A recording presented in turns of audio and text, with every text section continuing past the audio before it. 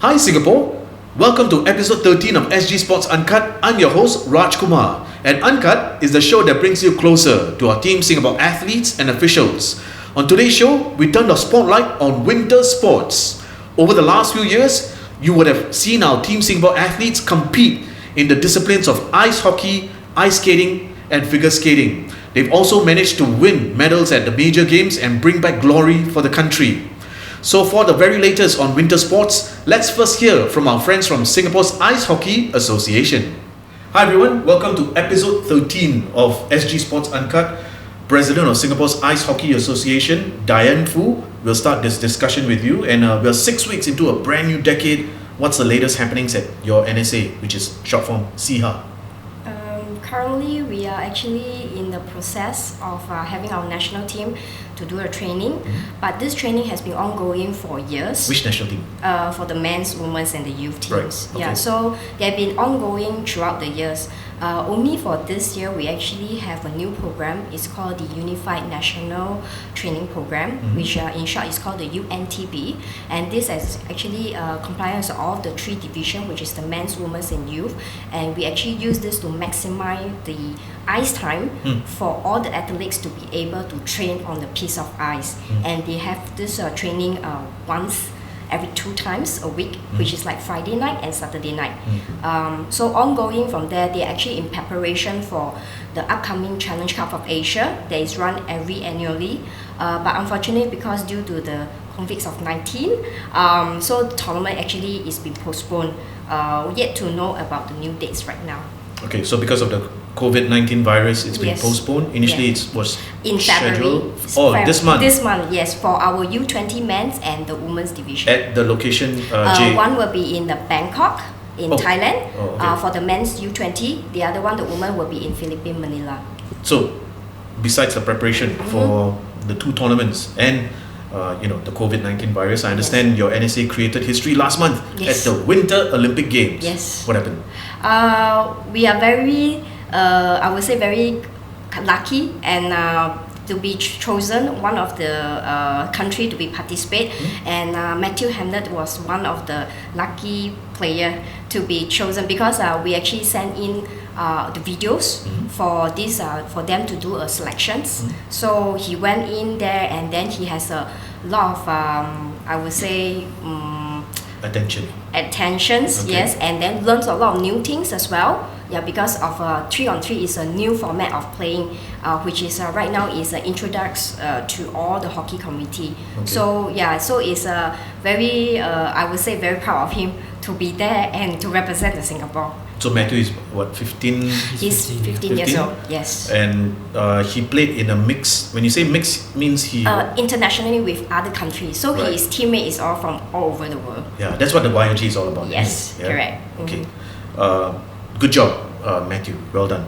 We're also joined in the studios today by Elvin Chan, who's the assistant coach of Singapore's men's national squad.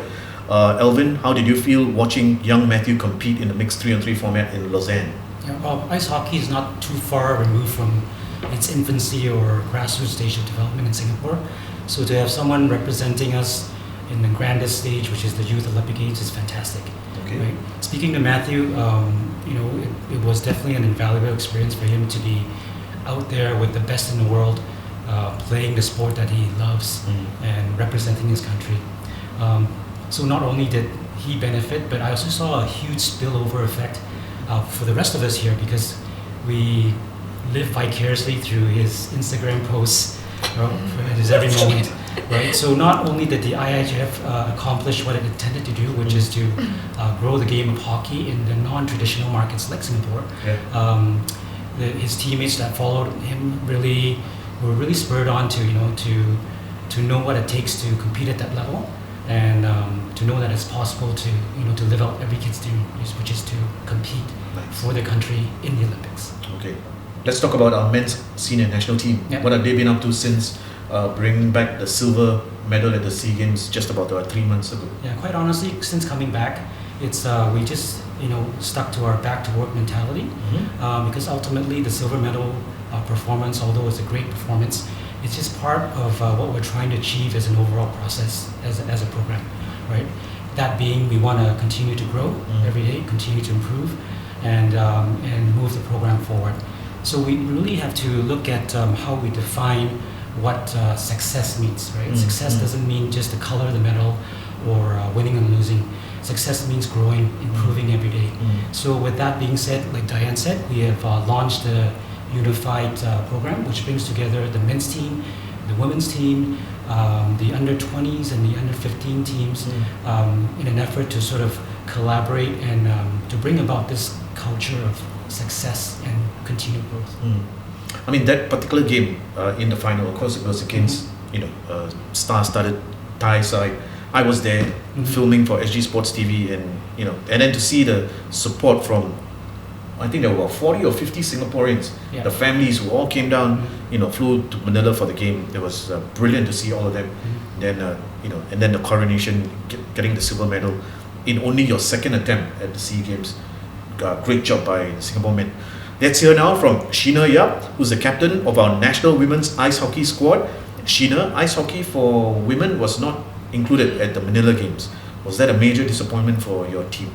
Yes, that was definitely a major disappointment for us because back in 2017, when ice hockey was first featured at SEA Games in Malaysia back in 2017, the women's was not included. So fast forward to 2019, we were actually anticipating and hoping that the women would be included along with the men's team, but it was again not so included. So it was a disappointment for us, especially for the seniors. For the benefit of those watching who didn't even know there was a women's national squad, would you be able to give us some background behind this team? Yeah, sure. The women's team actually has a history of about 7 years, which was formed back in January 2013. The team comprises of players from various backgrounds, like inline hockey players, floorball players, and also ice hockey player itself. So they formed this team to participate in the annual Challenge Cup of Asia, which was held in Hong Kong back in December 2013. They faced various challenges like having inconsistent and irregular training timing slots. But despite of the challenges, they still managed to clinch a bronze medal back then. So I think it was an amazing feat for them. Yeah. Have you been part of the setup from day one? And I mean, like you say, 7 years. And what got you involved in ice hockey? I was not part of the setup. I joined ice hockey 2 years later. So I joined ice hockey because I was actually an inline hockey player back in my university days. I played for around 1.5 years before the inline court in Tampines had to be demolished to make way for the redevelopment of the Tampines Sports Hub now. So during the break, my friends introduced me to ice hockey in Jurong East. So it was a culture shock for me because I had to go for training at 7 a.m. during Sunday morning and midnight training in Friday. Yeah, but I stuck with it and has been playing ever since. Nice. Yeah. And you already knew what challenges you were going to face in terms of the training times for ice hockey. You already knew that. Yes. Yeah. Okay. Diane, our Singapore men's team won the silver medal at the SEA Games in only their second appearance at the Games. Was the silver your initial target prior to the Games? I would say that we are really surprised. Our men really did very well. We actually attempt to approach these tournaments, although with the despite with the challenge that they have with all the other countries.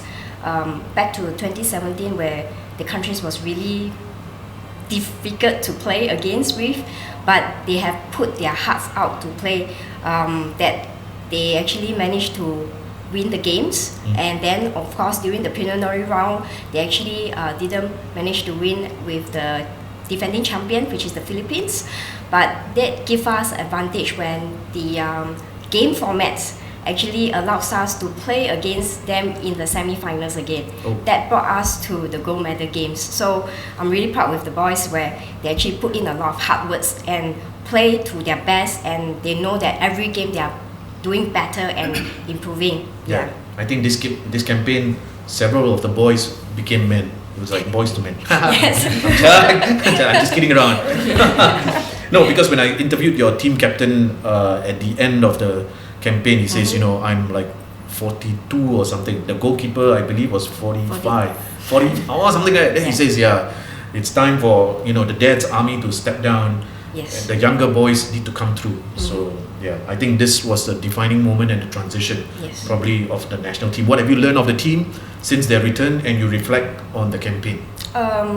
Our players have very strong will and determination, so I'm very sure that in the near future they will do much better, and we hope that to keep that spirit high for every one of them so that they can achieve a higher level to play in a better environments as well.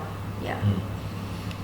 The chairman of Sports Singapore was also there, right? He was Yes. he was there in the crowd cheering. Yes, yeah. correct. Yeah. Alvin, it's no secret that we lost to Thailand 8-0 in the gold medal showdown. Apparently the Thais are on a whole new level, on a whole different level in the region. So how have they managed to lift their game to be sort of one standard above the rest of us? As I mentioned before, we're comparative to Thailand or even the other countries. Yeah. We're relatively young in our ice hockey development. So Thailand has multiple rinks. They have thousands of players that try out for the national team. They have professional coaches, right? So as a team, we don't want to focus on what we do not have, because some of the things that some of these things may not change, and if they do change, it will take time to change.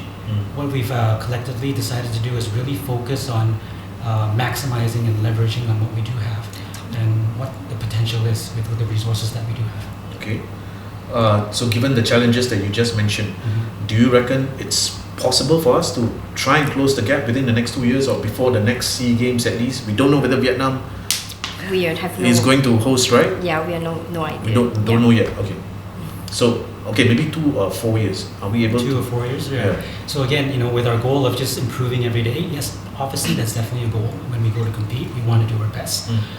But valuing growth and valuing just improving every day are 2 fundamental pillars of any successful ice hockey program, or any program for that matter. So if we just focus on just putting in the work, doing our due diligence of giving our best, no matter what resources that we have to tap into, and building a culture and environment towards growth and what success really means, I think we'll be fine. From the level of cultivating interest for the game to recruitment of younger players, and ultimately in the national level to develop programs that will bring us to the next level. And yes, obviously to succeed beyond our silver medal performance. Sheena, what has your women's team been busy with since the start of 2020? We have been busy with trainings and more trainings. Like what Diane said, what we did different this year was the introduction of UNTP, whereby we have the chance of more trainings like on Friday and Saturday midnight, whereby we got a chance to train with the men's and the youth, which focuses more on skills development. Yep. So right now your training is confined to Friday and Saturday? No, we have more trainings. Like Monday, we participate in the Adults Mixed League, which falls on every Monday night. Okay. And that's at what time? Sometimes midnight, sometimes 11. Okay. Yeah. And we also have additional physical training on Thursday at Toa Payoh Gym session. If we are lucky to have additional ice slot, we will have a scrimmage against the men's or the youth for purely our women's team. Right. Okay. Yep. But generally, when you train on the ice at J-Cube, you are training in the wee hours of the morning. Yeah. Right. From 12 to 2 a.m. Okay. Obviously, training at midnight onwards is totally not conducive for your team or for any sport for that matter. So why do you guys do it, considering you have families, you have work, your personal lives, everything else to deal with? Okay, as it sounds cliche, I believe that our passion and commitment towards ice hockey has really made us prioritize hockey trainings above all our social commitments and social events and other like activities that we have in our lives. So, but however, these midnight trainings, although it is harmful to our social lives, but it offers a cheaper alternative to us. Yeah. So Wait, cheaper as in it's cheaper to book the ring, or at a non-peak hour. Okay. Yeah.